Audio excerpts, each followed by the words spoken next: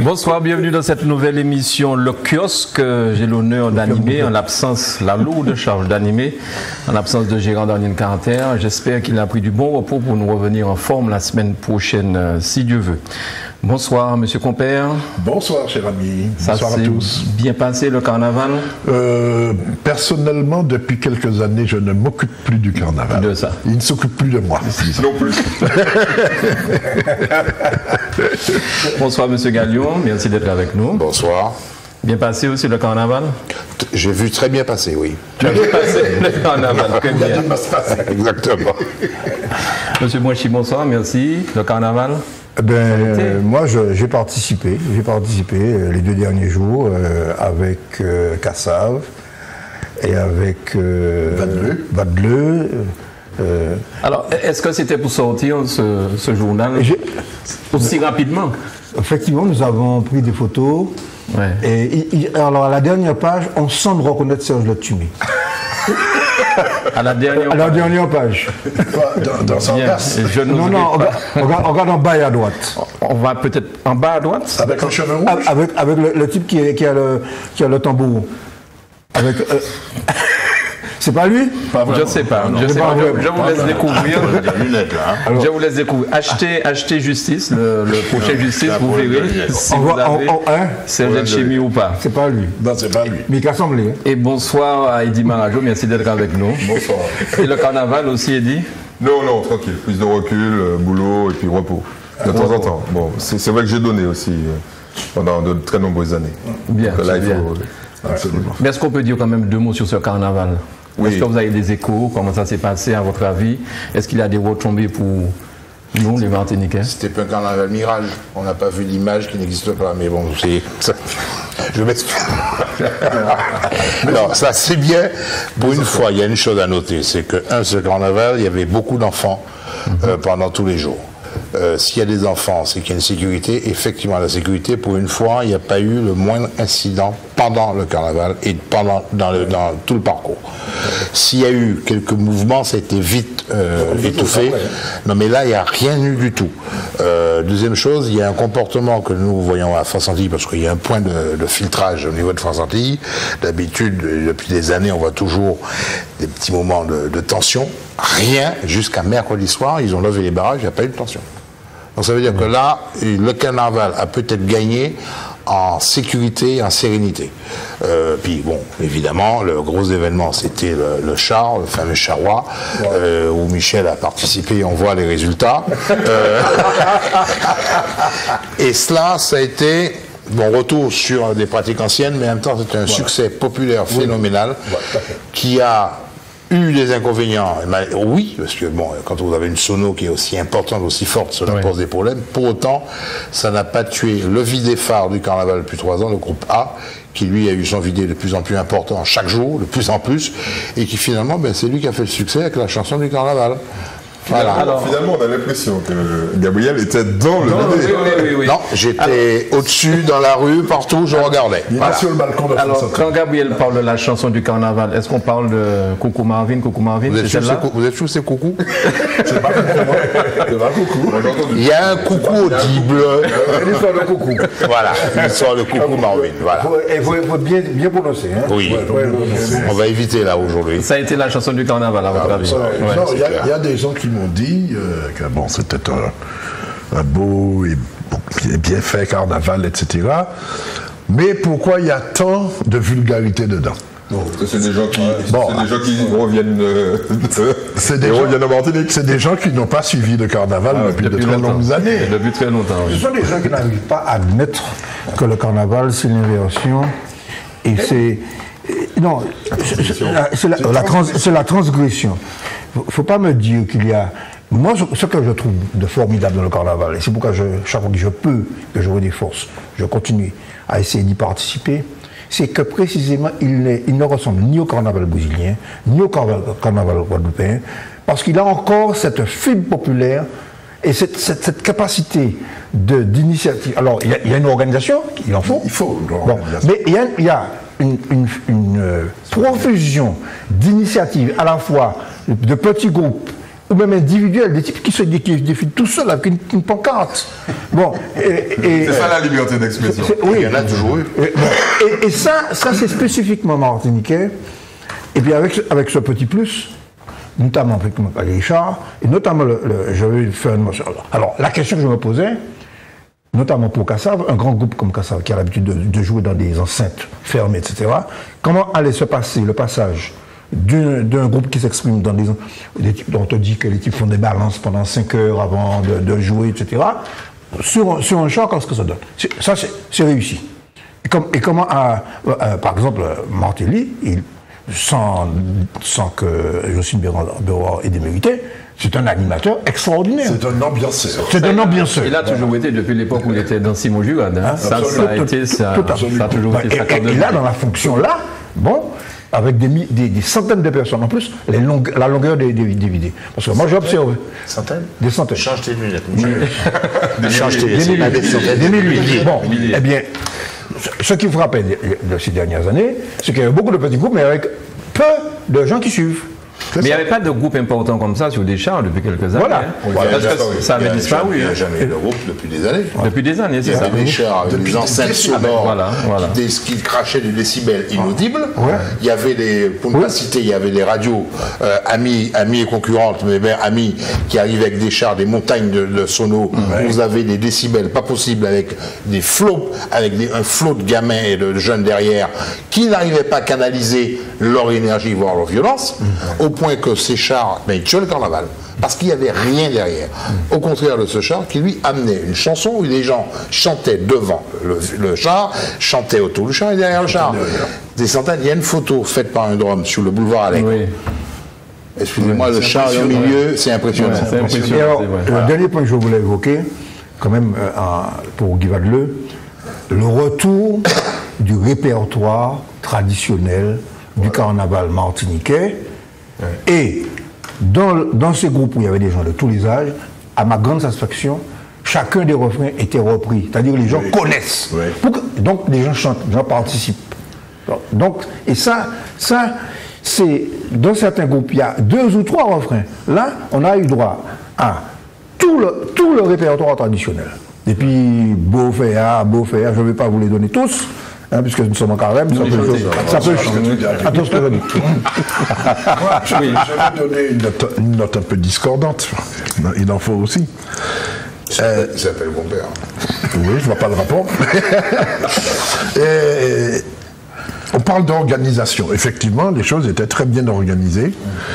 Et ça me rappelle, il y a au moins 30-40 ans, quand on essayait d'organiser le carnaval de Fort-de-France, avec notamment la Chambre de commerce et Clovis Beauregard, et comment on s'était fait vilipender simplement parce qu'on avait accroché à quelques réverbères, quelques haut-parleurs pour retransmettre les airs, les ritournelles, comme on dit, du carnaval.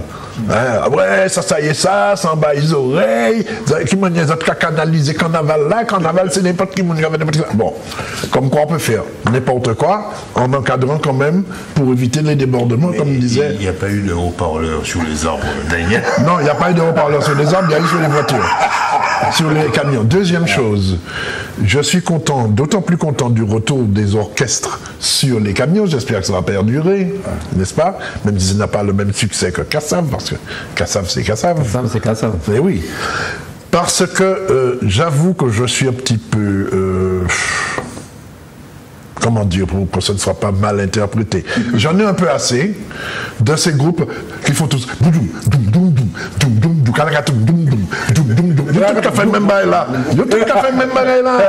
ça devient pénible. Bon, c'est très bien.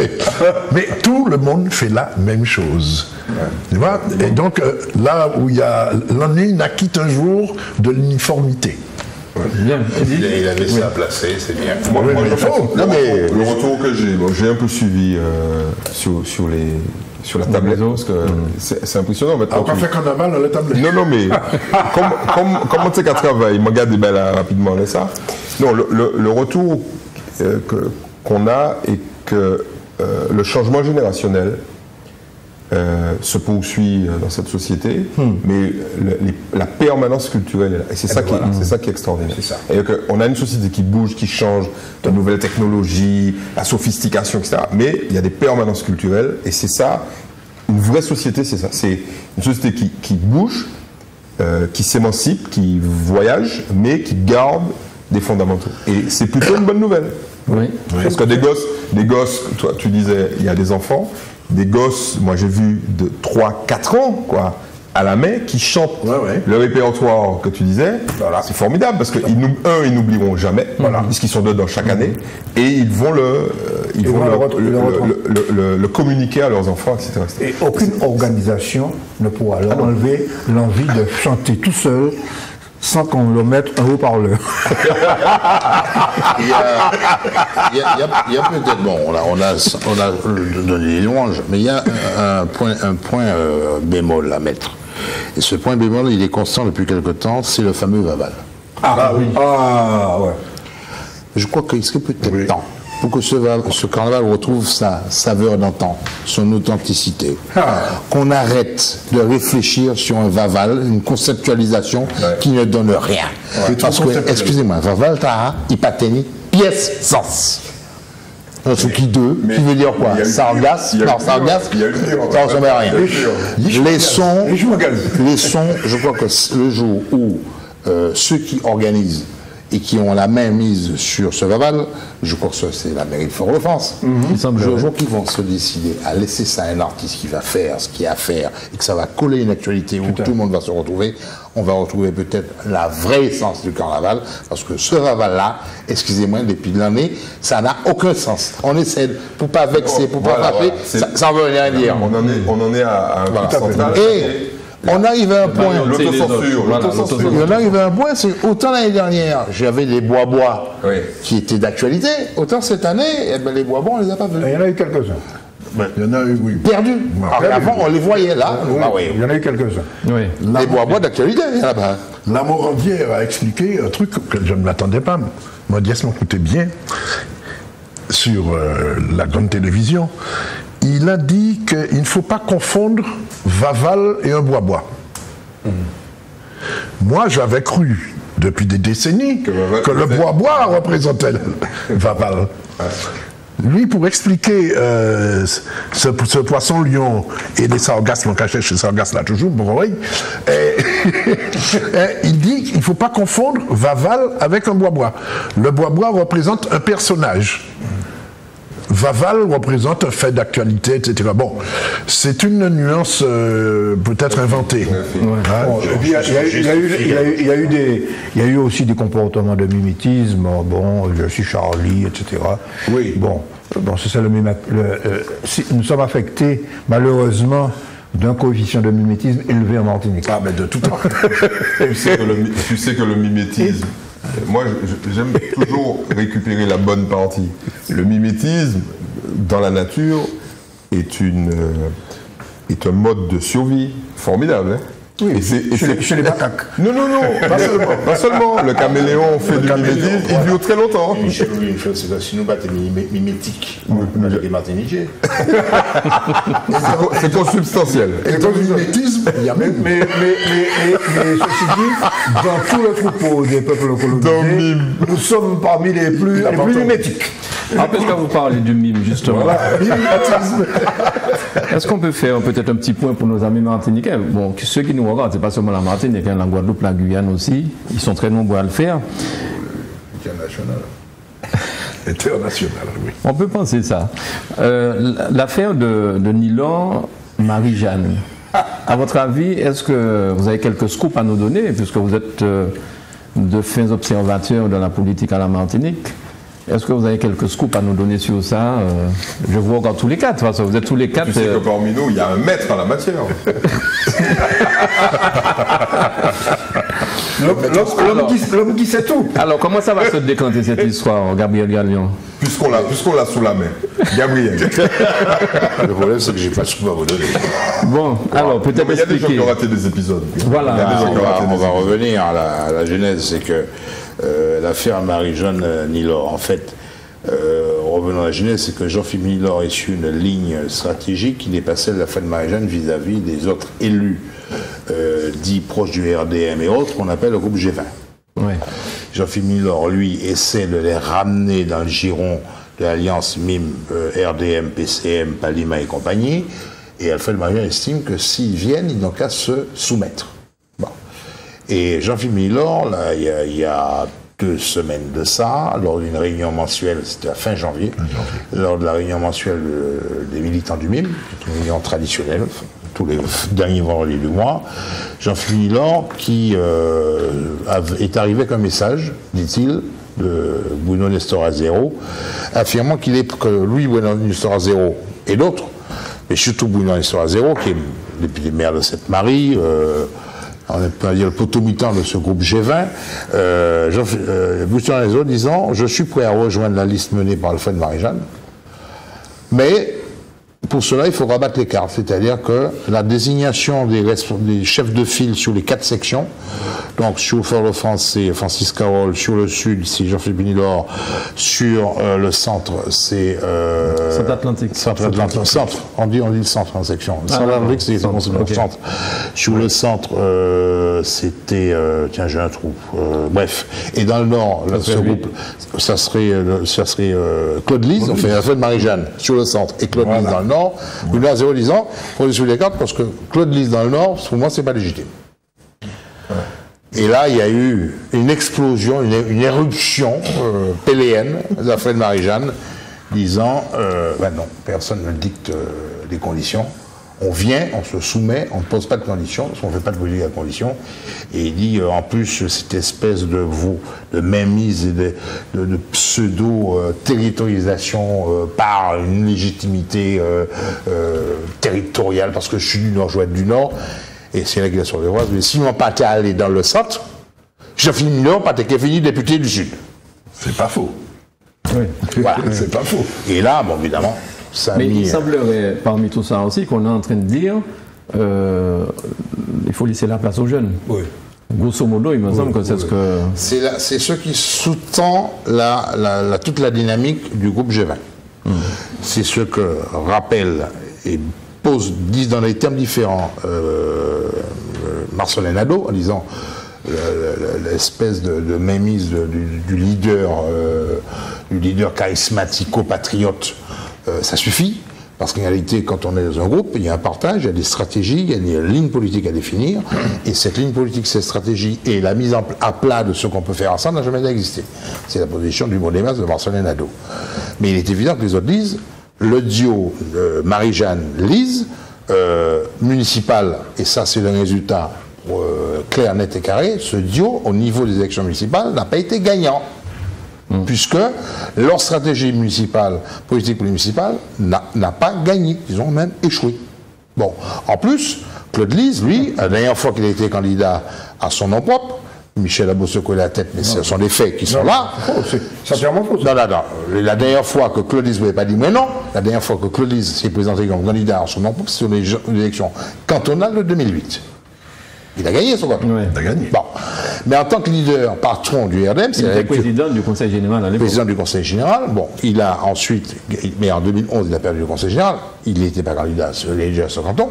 Mais en tant que responsable du parti RDM, le RDM lui-même, les municipales comme le MIM, ces deux formations, ayant bâti une stratégie, surtout le MIM, sur la conquête des mairies ou la conquête de sièges dans les mairies pour pouvoir asseoir la dynamique qui devait entraîner la conquête, la victoire pour la collectivité unique de décembre 2015, et bien cette dynamique a échoué, puisque ni le MIM ni le RDM n'ont rien gagné de plus. Le MIM a même perdu la plupart des sièges qu'il avait dans les communes dans le sud.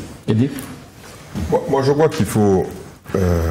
bon, c'est clair qu'il y a une volonté de changement, de volonté de, comment dirais-je, de prise de pouvoir par des plus jeunes par rapport à des aînés. Moi, ce que je juge, c'est la stratégie des jeunes. Parce que c'est ça qui nous intéresse. Parce que bon, c'est des gens qui vont être là sur les 15-20 prochaines années. C'est eux qui vont avoir les manettes du pouvoir à un moment ou à un autre, puisqu'il y aura alternance, fatalement. Bon. La stratégie n'est pas... Enfin, j'ai pas de conseil à leur donner. Michel, nous ne sommes pas d'accord. Non, mais je ne vois pas de stratégie. D'accord. Il n'y en a pas. Moi je trouve que c'est une stratégie qui est vouée à l'échec. Elle est vouée à l'échec parce qu'elle n'est pas bonne, tout simplement. Alors Michel dit qu'elle n'existe pas. Moi je pense qu'elle existe, mais elle n'est pas bonne. Oui, elle existe au niveau personnel, voilà, qui consiste à dire je veux garder un œil dans cette assemblée parce que j'ai peur de ne pas pouvoir défendre ma commune.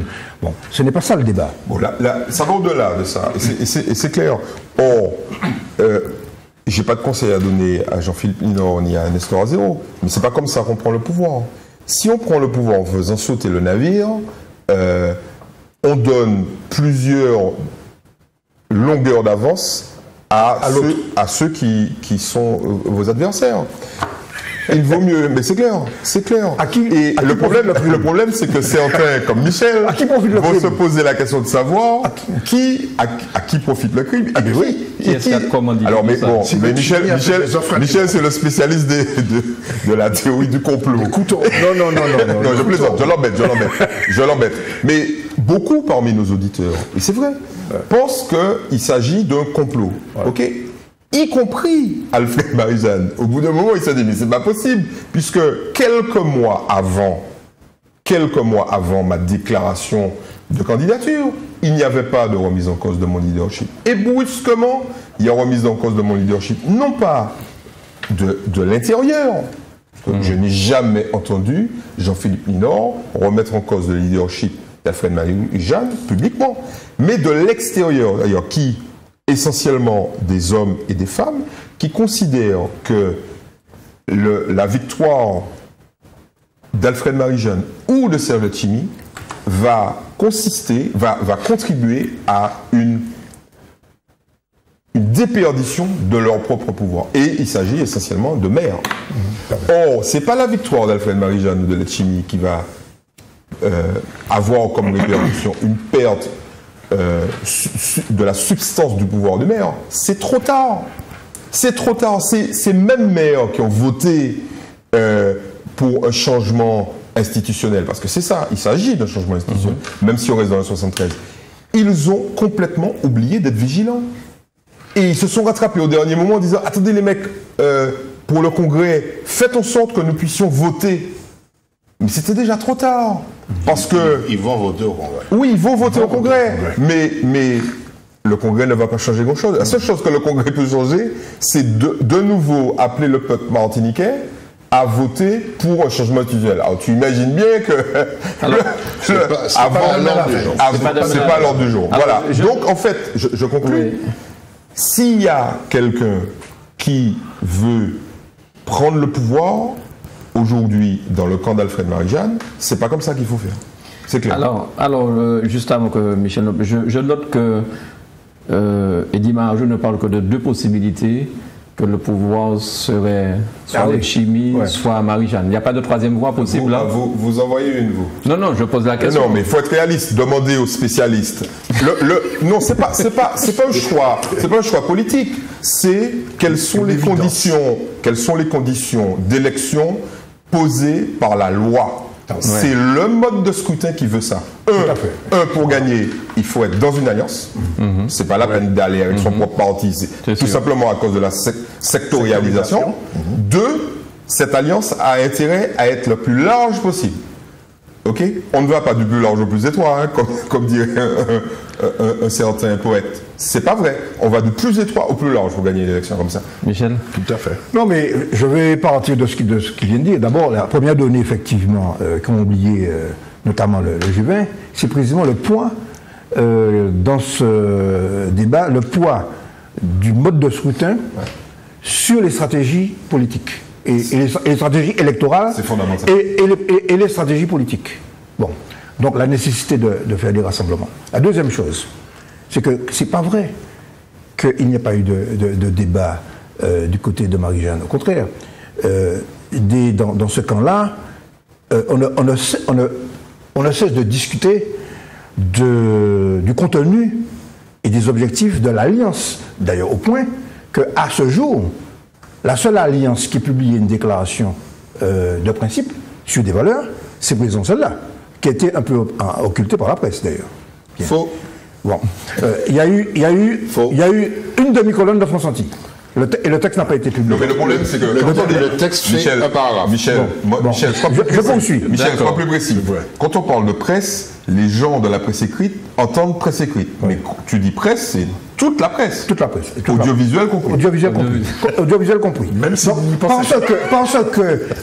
parce qu'on est branché précisément sur le conflit. On préfère réduire le débat politique actuel au problème Marie-Jeanne Milor. Alors, je reviens. Non, mais je suis bien obligé de parler. Le deuxième argument, l'histoire de la place aux jeunes. Précisément, ça fait l'objet d'une discussion. Et la discussion, il y a deux choses réactionnaires dans ce débat. D'une part, ramener le débat à un débat communal. Et deuxièmement, ramener le débat à une question jeune contre vieux. Moi, j'ai appris ça depuis que je fais de la politique. Ce sont des idées réactionnaires. Opposer les jeunes aux vieux, opposer le local au global. Il faut penser globalement pour agir localement. Vous savez qui est-ce qui dit ça? Hein? Bon, eh bien, c'est Édouard Glissant. Édouard Glissant, qui a été, entre autres choses, au Front martiniquais pour l'autonomie, il nous a appris ça. En matière de karaté aussi, je crois que... Tout à fait. Pourquoi? Alors, faire de l'action politique, notamment à un moment où il y a un changement important de mode de gouvernance, c'est allier les compétences des maires, des élus, etc. Et d'autres compétences aussi. Parce qu'il faut trouver des compétences dans la société civile. C'est ce que, en tout cas, devraient s'efforcer de faire les listes, avec ceux qui ont l'expérience de la gestion. Donc, on parlait à propos du carnaval, du lien entre la jeunesse, le patrimoine et les plus. Mais c'est pareil en politique. On a besoin de la même chose. C'est comme ça qu'on fait peuple. Et la meilleure manière de faire le jeu de nos adversaires, je m'excuse, hein, il y a des colonialistes quand même, hein, donc ils n'aiment pas qu'il y ait un peuple martiniquais. C'est précisément de faire ce qu'on fait là. Ok? Alors, aujourd'hui, la véritable stratégie, c'est de s'emparer des problèmes martiniquais. Moi, je n'ai pas entendu parler du vieillissement accéléré de la population martiniquaise. Je n'ai pas entendu parler du fait que l'économie est en régression depuis 2009, qu'à la date d'aujourd'hui, l'économie martiniquaise n'a pas retrouvé le niveau qu'elle avait fin 2008. Ouais. Ok? Et nous avons un taux de chômage, malgré les acrobaties statistiques de certains, nous avons un chômage qui continue à augmenter, malgré le fait que nous perdons 5000 jeunes par an. Bon. Et puis, il s'agit de les faire revenir. Bon, non, il s'agit d'abord des qui partent. Il s'agit d'abord. Je le connais, il est parti là. Il est parti. Non, mais moi, je m'excuse. Mais je profite de cette occasion pour m'adresser les yeux dans les yeux aux Martiniquais et leur dire, exigez qu'on vous parle de vos problèmes et non pas de choses inutiles. Michel, c'est pour ça que nous parlons Nous, on ne fait pas de campagne. C'est pour ça que nous parlons beaucoup de choses martiniquaises ce soir. Non, mais heureusement que de temps en temps, un certain nombre d'intellectuels, parce qu'il faut appeler ça comme ça, c'est des gens qui réfléchissent, et pas seulement des gens qui agissent, parce que nous, on nous fait toujours le procès de ne pas agir, mais réfléchir, c'est agir, puissent dire ces choses-là, parce que ne comptez pas sur un quelconque homme politique qui a, je le rappelle, un CDD, de se mettre en danger en disant ces choses-là. Oui, parce que la démocratie française, c'est... Chaque fois, la seule préoccupation, malheureusement, effectivement, dans le système français, c'est de penser à la prochaine élection. Ben oui, c'est ça. Ah oui. Oui, Daniel. Deux petites choses. Beaucoup de choses très intéressantes ont été dites, sur lesquelles je ne reviendrai pas, même si je ne les partage pas toutes. Je crois que l'erreur fondamentale du dénommé G20, qui à mon avis n'existe déjà plus, mais enfin bon, je n'ai pas le scoop de mon camarade. L'erreur... Tout en l'islam, on ne peut pas dire bagarre. On ne peut pas dire ça. Nous sommes d'accord. C'est de confondre l'élection à la collectivité territoriale martiniquaise avec une association des maires bis. Le pouvoir des maires, ce n'est pas une élection communale, j'allais dire locale. Oui, c'est une élection locale martiniquaise, mais ce n'est pas une élection communale. Les gars veulent exister en tant que maire. Mais non, il faut qu'ils existent en tant qu'hommes politiques qui apportent un projet. Voilà. Bon, c'est là qu'on les attend. Que ce soit dans le camp du MIM et sympathisants, c'est ça? Que ce soit dans le cas de l'Alliance pour une Martinique nouvelle, que ce soit dans la future alliance de droite, on va dire ça comme ça, tout le monde attend des idées, des projets, et même, plus loin, un calendrier pour les mettre en action. Donc c'est ça, la confusion qu'il y a. Quant à la remise en cause du leadership de Marie-Jeanne, ça devait bien arriver un jour. Ça devait arriver un jour. Michel a raison, il ne faut pas faire la guerre des anciens contre les modernes. Hein, ça existe depuis la nuit des temps. Que, rappelez-vous, Aimé Césaire, l'âge qu'il avait, il est resté maire, député, mais oui, mais et puis à l'ICAR aussi. À l'ICAR aussi. Tu sais qu'il y a des gens, même au sein du Parti progressiste martiniquais, qui n'étaient pas d'accord pour que Césaire se représente en 95. Mais on les a pas entendus. Voilà. Parce qu'il y a ce qu'on appelle, même ailleurs qu'au Parti communiste, la discipline de parti. Très bien. Tout à fait.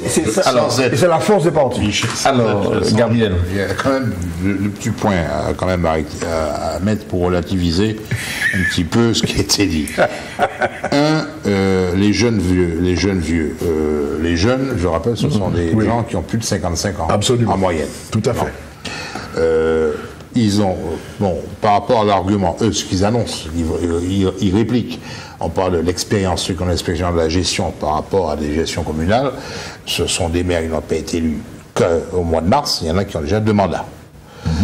Troisième chose, il y a un élément à ne pas perdre de vue, c'est un élément d'actualité. C'est qu'en ce moment, à l'Assemblée nationale, il l'examen de projet de loi de compétences territoriales.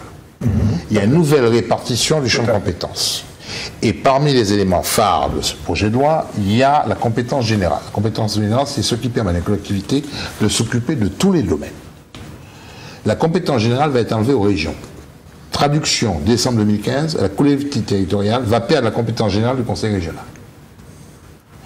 Le département n'aura plus la compétence générale. Traduction, la collectivité unique Martinique n'aura pas la compétence générale du conseil général. Elle va avoir les compétences qui seront dévolues à la région, c'est-à-dire le développement économique, l'emploi et le logement.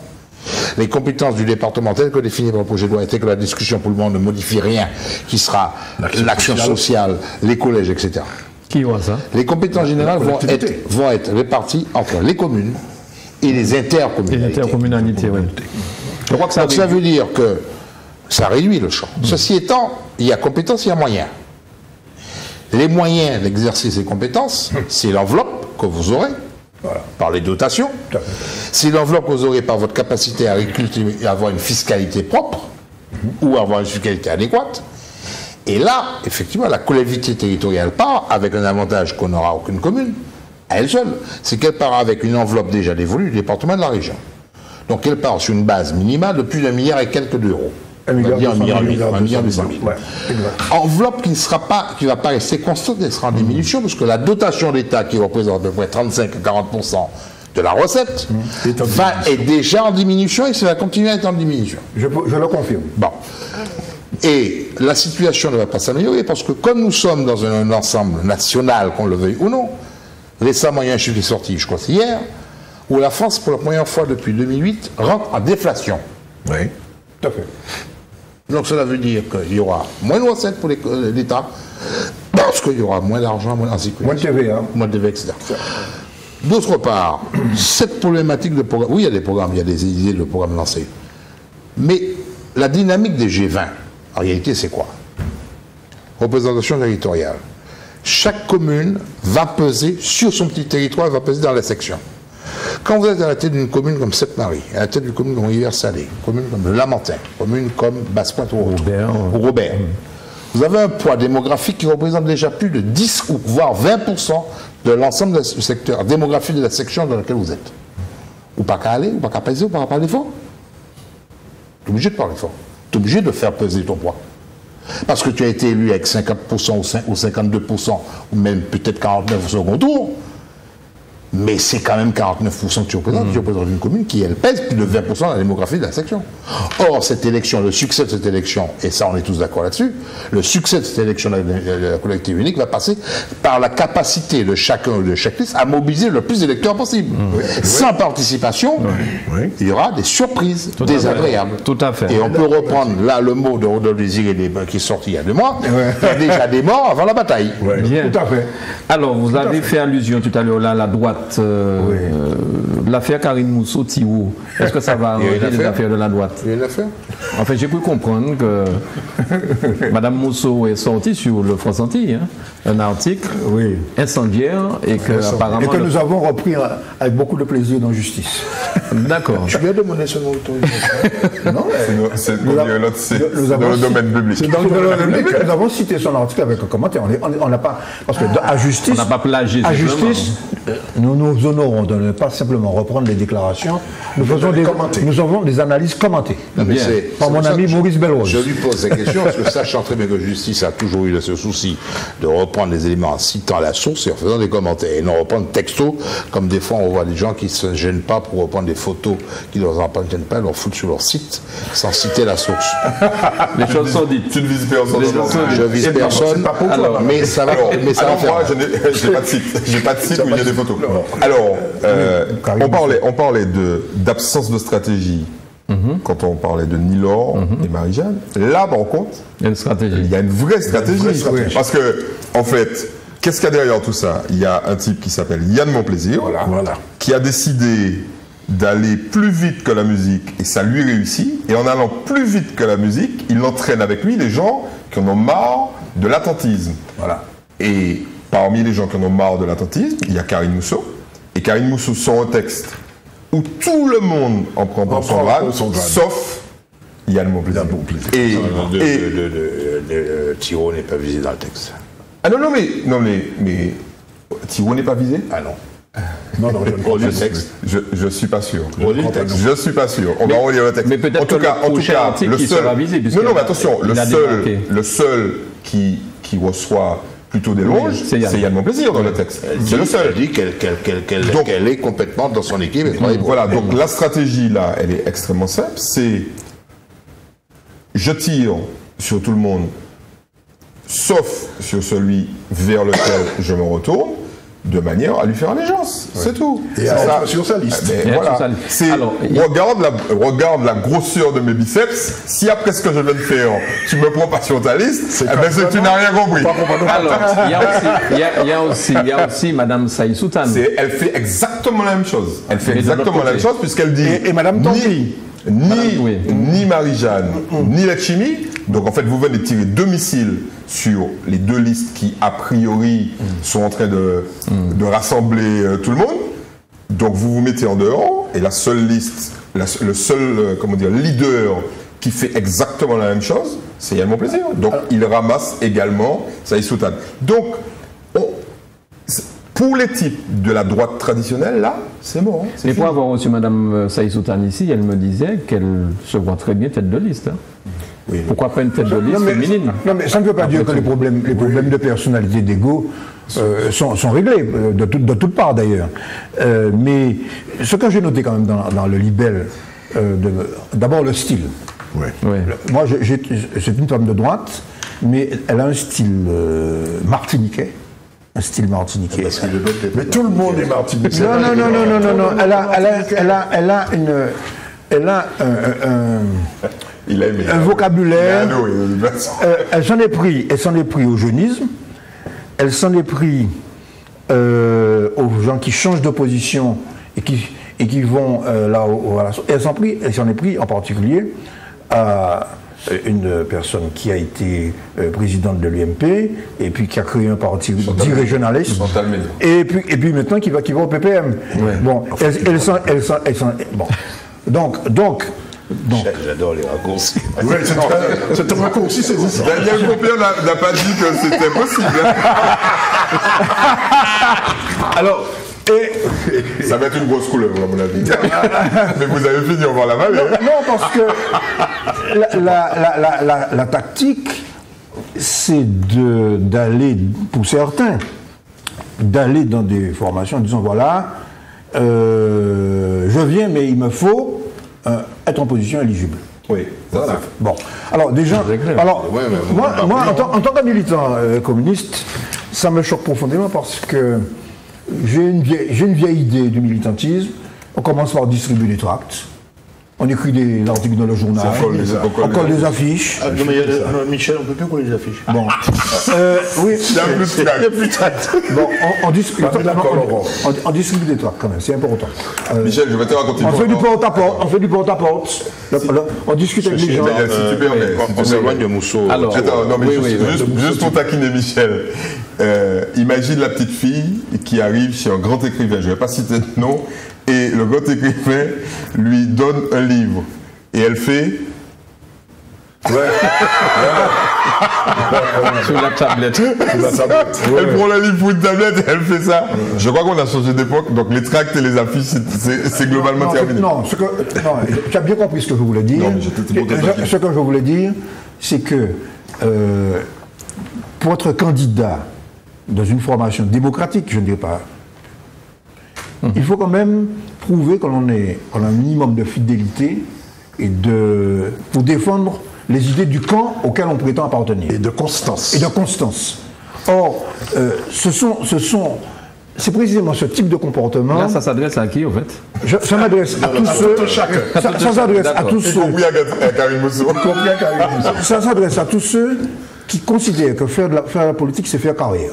D'accord. Voilà, là où Michel a raison, c'est que, en fait, on fait le tamis, mais sur les 50 dernières années, et Gabriel va probablement acquiescer, il ne reste que des partis.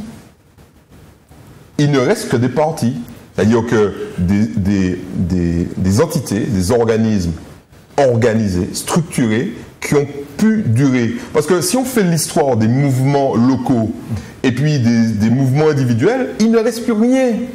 Tandis qu'il reste, en Martinique, je suis désolé, il reste une fédération socialiste, même si c'est pour chagrin, mais il en reste une. La plus ancienne structure politique de la Martinique. Il reste le Parti communiste, il reste le PPM, il reste ce qui aujourd'hui sert de point de rassemblement à la droite, l'UMP.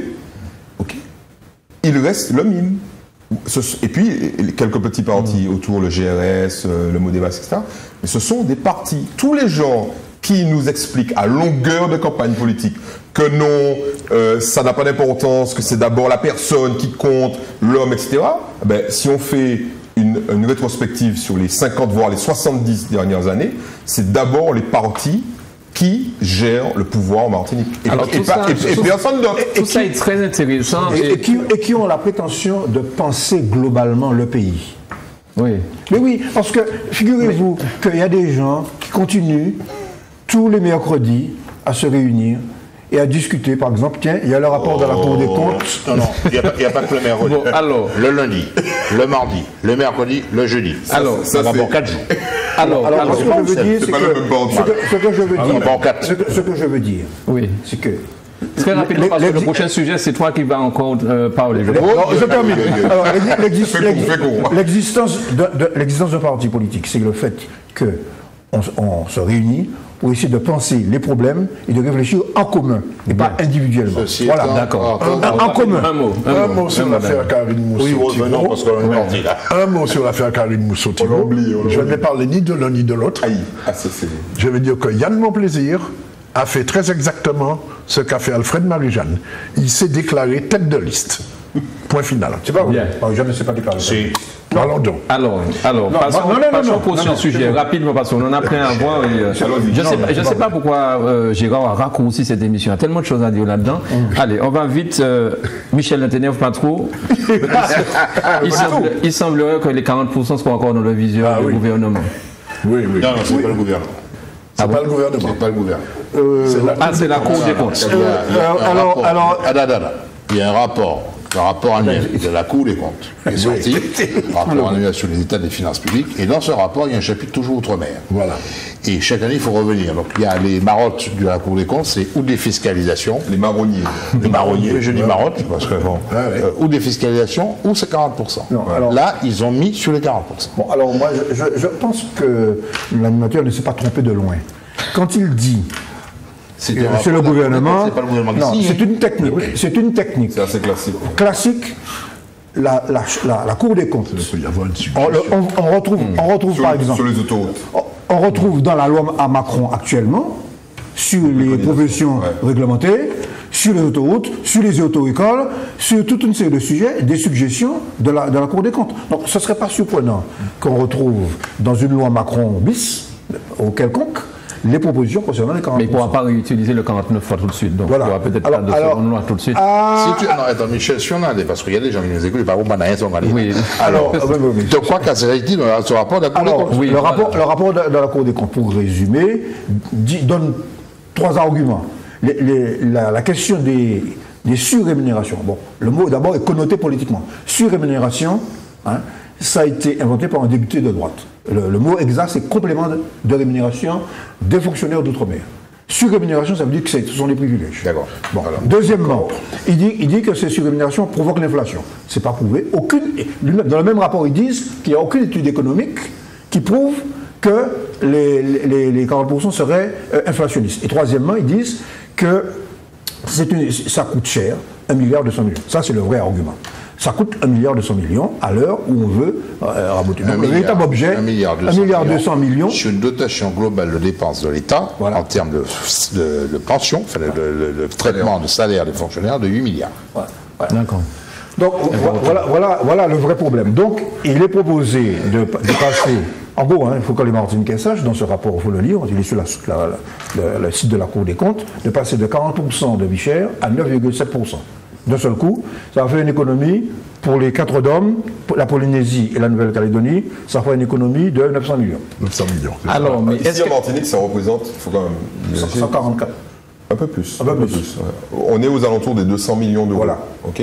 Ce serait 200 millions d'euros de moins en termes de revenus pour une catégorie de la population. Voilà. Mais est-ce que quelque part, les salariés du privé un jour ne vont pas s'insurger en disant mais nous payons le prix pareil pour le pain, nous payons tout l'essence pareil, pourquoi il y a cette disparité entre le fonctionnaire et le privé?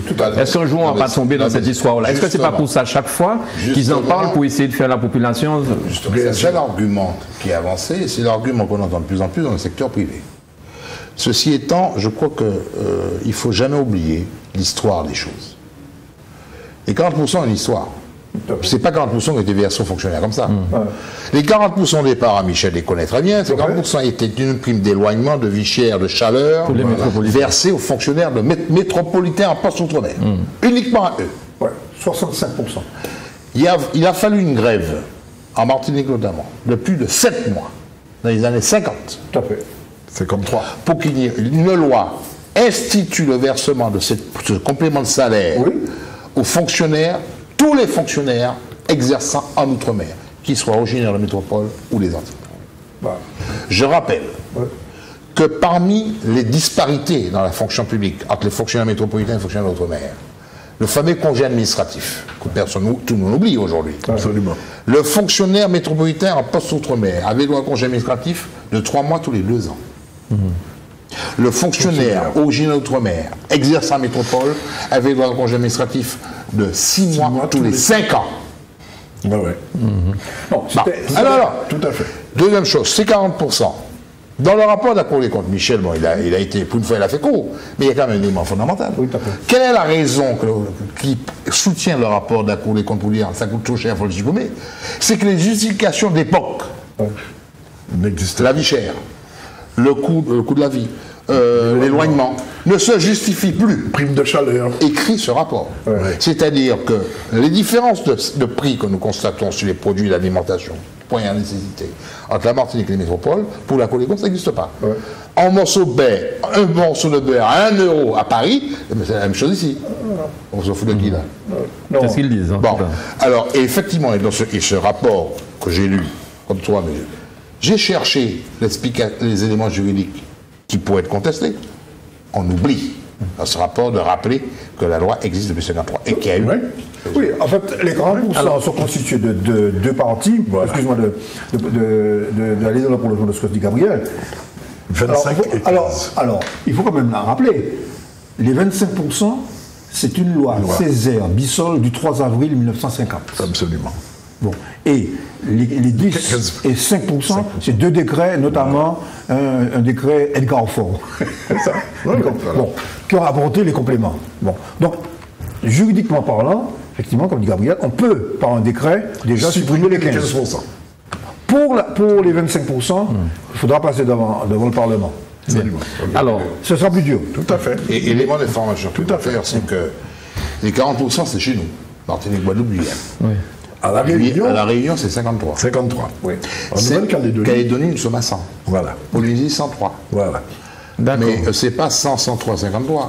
C'est que nous, tous les fonctionnaires d'outre-mer, Martinique, Guadeloupe, Guyane, savent qu'à la retraite, il y a moins 40. Je sais sauf qu'à la Réunion, il n'y a pas moins 53, il y a toujours 53. Ceux qui sont Calédoniens et Polynésie, il y a toujours 100. Au point que Yves Gégaud, qui était secrétaire d'État l'Outre-mer, avait fait arrêter un petit peu cette cavalerie budgétaire, où tout fonctionnaire métropolitain, passant là 6 mois de retraite, gentiment en Calédonie, surtout en Polynésie, bénéficiait de la surmajoration salariale. Ça, c'était vraiment... Alors, on me fait signe déjà que le temps, vraiment, c'est... il y a tellement de choses à dire. On a déjà dit beaucoup de choses. On a dit... Oui, mais... Il faut qu'ils prennent des notes. Alors, non mais Michel, un mot, un mot. Je fais le calcul. Si on supprime les 40%, c'est moins... Alors, nous sommes à moins 1,7% de PIB depuis 2009. Le produit intérieur brut, c'est entre moins 3 et moins 5% pour le PIB martiniquais, compte tenu des effets induits dans le secteur privé. Voilà.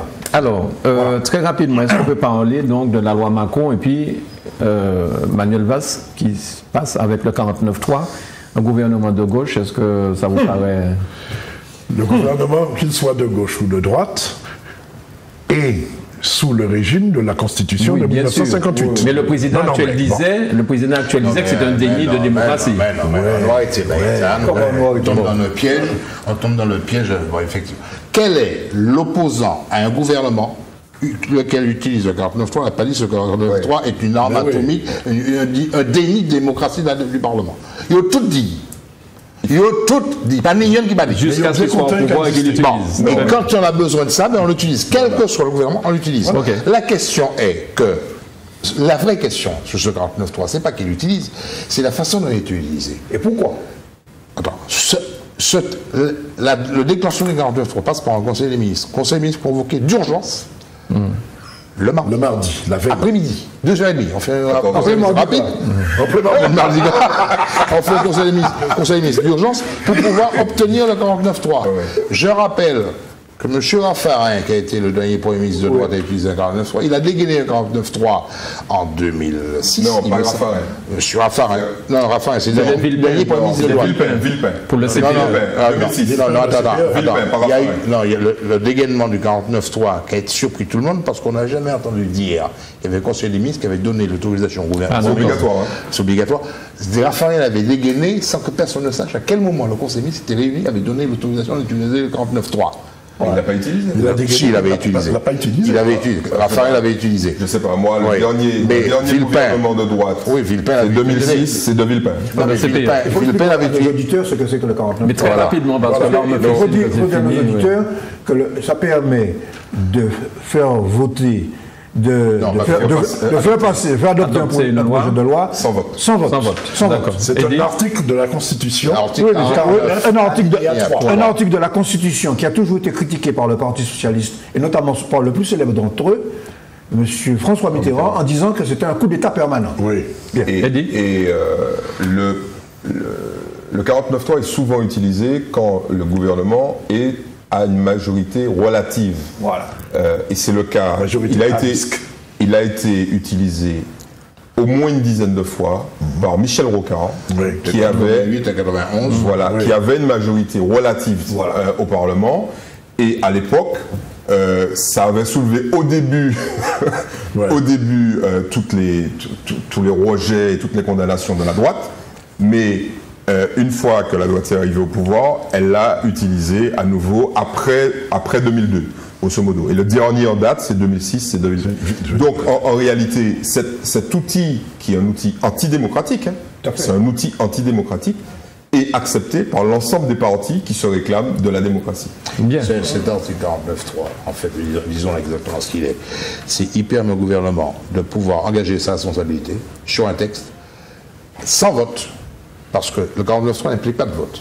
D'accord. La seule chose qu'il ouvre où il y a vote, c'est la motion de censure. La motion de censure. Voilà. Arrivant derrière, pour pouvoir engager, pour pouvoir faire tomber le gouvernement, si cette motion de censure est votée, parce que seul sont comptabilisés par les votes de la motion de censure, nous avons déjà le générique de fin qui tourne. Un dernier mot sur l'affaire Air Caraïbes Concert.